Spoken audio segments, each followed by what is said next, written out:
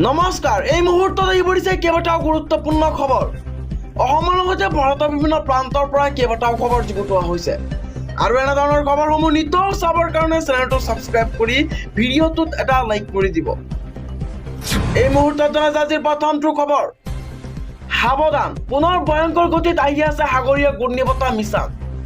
প্ৰতি ঘণ্টাত 10 কিলোমিটাৰ বেগেৰে ধ্বংসলীলা চলাব সাগৰীয় ঘূৰ্ণীবতাহ মিছাঙে।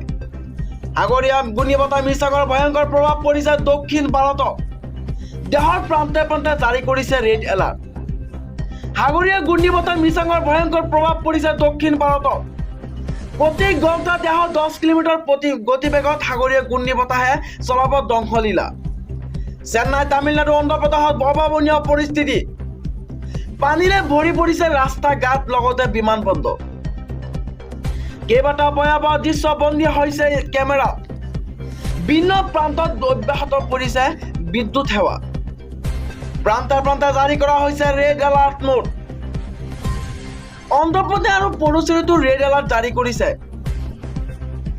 চেন্নাইত বৰ্তমানলৈকে পাঁচজন লোকৰ মৃত্যু হৈছে। জনসাধাৰণৰ বাবে চৰকাৰে মুকলি কৰিছে কেইবাটাও হেল্পলাইন নম্বৰ। প্ৰাকৃতিক দুৰ্যোগৰ বাবে চেন্নাইত আবদ্ধ হৈ আছে বহু লোক। এতিয়াই হোৱাটছআপ কৰক আপুনি 9445477205 নম্বৰত।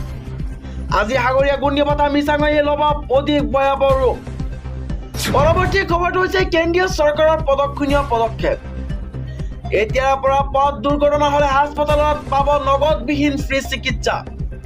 এই সন্দৰ্ভত কেন্দ্ৰীয় পৰিবহণ বিভাগে ঘোষণা কৰিছে। শীঘ্ৰেই দেশৰ জনতাই লাভ কৰিব এই সুবিধা।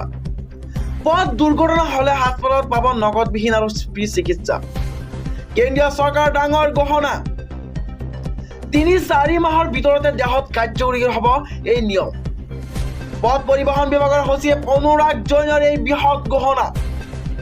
মটৰ ভেহিকল এক্ট 2019ৰ অধীনত এই নিয়ম চৰকাৰে কাৰ্যকৰী কৰিব। বহু ৰাজ্যই ইতিমধ্যে এই ব্যৱস্থা কৰিছে কাৰ্যকৰী। শীঘ্ৰেই সমগ্ৰ দেশতে এই ব্যৱস্থা কৰিব চৰকাৰে। পৰৱৰ্তী খবৰটো হৈছে অসমৰ নাগৰিকত্বৰ বৃত্তিবৰ্ষ কি হ'ব, 1971 নে 1949? এই সন্দৰ্ভত আজিৰে পৰা আৰম্ভ হৈছে উচ্চতম ন্যায়ালয়ত শুনানি। শুনানিৰ সময়ত উচ্চতম ন্যায়ালয়ৰ মজিয়াত এক বিশেষ তথ্য প্ৰদান কৰিছে ভাৰত চৰকাৰে। ভাৰত চৰকাৰৰ তথ্য অনুসৰি 1966 চনৰ পৰা 1947 চনৰ 71 চনৰ ভিতৰত অসমলৈ পূৰ্ববংগৰ পৰা অৰ্থাৎ বাংলাদেশৰ পৰা আহিছিল 5,45,000 লোক। উচ্চতম ন্যায়ালয়ৰ মজিয়াত ভাৰত চৰকাৰৰ এই প্ৰতিনিধিত্ব প্ৰকাশ পাইছে।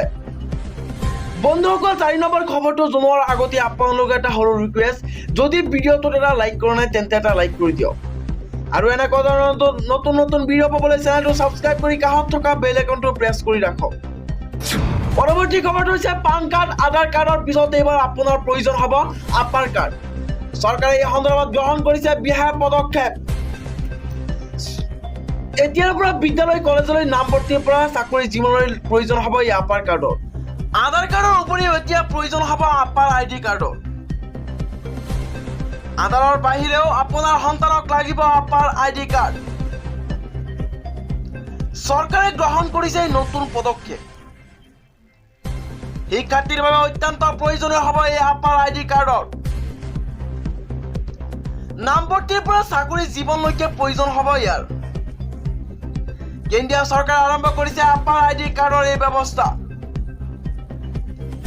স্কুলীয়া ছাত্ৰ ছাত্ৰীৰ তথ্য সন্নিৱিষ্ট থাকিব আপাৰ আইডি কাৰ্ডত। আধাৰ কাৰ্ডৰ সৈতে লিংক থাকিব আপাৰ আইডি কাৰ্ডৰ সৈতে।